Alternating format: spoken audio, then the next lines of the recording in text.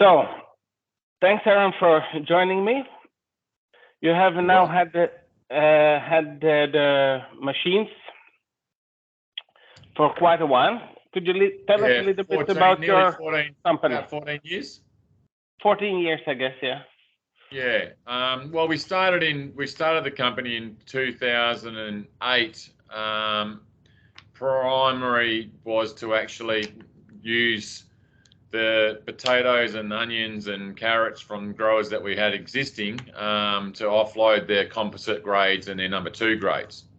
And then in 2019, that was when we came over to Finland and had a look at the machines that were available, and pretty much decided that the best on the market that I could see was Format, and proceeded to purchase one machine back then, and then about, I think it was roughly about 8 years ago, we basically bought another one to join into it. Yeah. Yeah.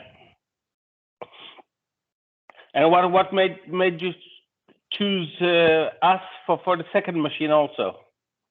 Well, because of the machine has no faults. Basically, it's a robust machine. It's been very flexible. You know, flexible in the way that I mean by the potatoes that you can put in there. You can adjust the speed. You can adjust the auger. You can adjust the blade speed. You can just have so many options to vary with the different varieties of potatoes and the different sizes of potatoes to get the best outcome.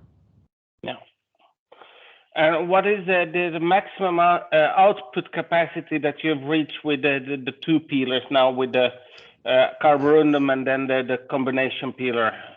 Well, depending on how many people I mean, it still depends on how many girls you have, and I'm trying to minimise my wage bill on that front. So yep. I try to only have 1, maximum 2 people on the conveyor belt at the end for the last inspection, and we pretty much losing around about the overall from input to output around about 15 to, ranges a little bit, but 15 to 16% on average of the potato.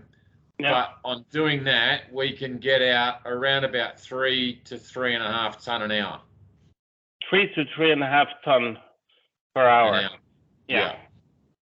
And that's basically 95% done. You'd hardly need to touch it. Yeah, that's basically what you should be able to do with that yield percentage. Yeah. And how long did you use your machine for in tonnage before you regretted the rollers, the carborundum rollers? When we bought the other combi machine, I thought, well, I'll kill 2 birds with the 1 stone and order the new blades as well at the same time, sort of thing. So those blades that we had, we took off and we basically kept as storage, but they were still in reasonably good nick. Like the blades themselves are very good. It was the carborundum that has worn out a bit. So we decided to replace them just because it was easier and convenient. But I mean, we had those basically from 6-7 years that we never did a single thing to them for. And then we haven't done anything to these ones that are existing yet for 8 years now. But because there's 2 sets, they do run slower. There's not so much wear and tear with only the 1 machine. So you've got benefits by having 2 machines, and then you get the benefit of the availability of actually increasing one and slowing the other one down just to get that polished up effect, so it looks like it's all been hand peeled. Yeah, and you're now telling me that you haven't regritted the rollers on the carborundum machine either for 8 years. Is that correct? Not on the new one, no, but it is due. It is.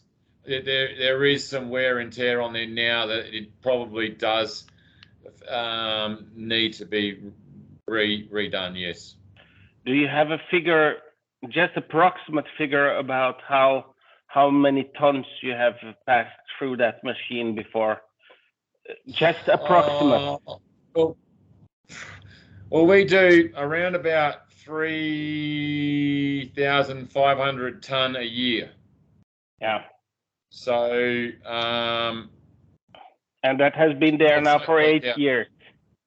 So times 8. Yeah. So that's probably, what's that, about 20,000 ton or something? 20,000 ton?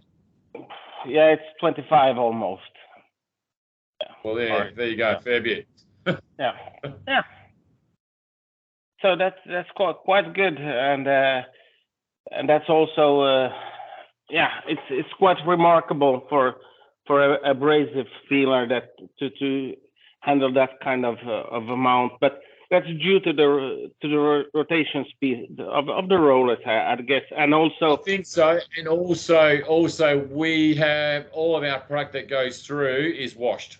Yeah, and that's what I was going. There is no dirt. There's nothing like that goes through. So there's, like at the start when we first bought the machine, you were here when we did it, and we were basically just putting in raw out of the ground with sand and grit and grime, and we quickly worked out that it wasn't beneficial for the machine itself. There was wear and tear in the belts and wear and tear in places that were basically avoidable by having a washed potato. Yeah. And because we were getting potatoes predominantly from growers that were pulling out a number 2 potato instead of washing or growing that whole consignment and then sending only or sending the whole lot instead of just sending the part number 2s or whatever else, it was beneficial for us just to get them all washed from there on.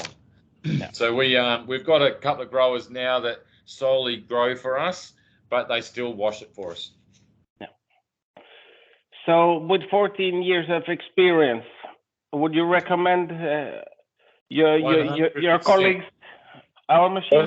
100%. I couldn't. Although I wouldn't tell my my opposition because I don't want any more competition in my state.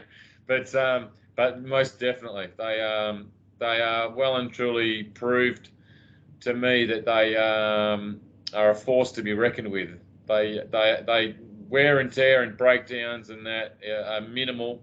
And generally, if there are any breakdowns, it's more the sensors or something like that. Water's got into the electrical components more than anything else. So that's the first thing I ever go to if there is a shutdown, because everything is, as you're aware of, it is sensitive, but realistically, they are pretty much foolproof once you actually work out going from one, because we've got isolators on every control now, so we can turn off and we can isolate and work out what machine is the faulty one that's tripping it out. Yeah. And once you can do that, it's a very quick fix, and you can go straight to the motor, take off the cap of the motor, and generally it's got water in there from when the boys wash it down. Yeah. Okay. Very nice. I'll now shut down the recording, and then we can have a chat, just the two of us. Yep. All right.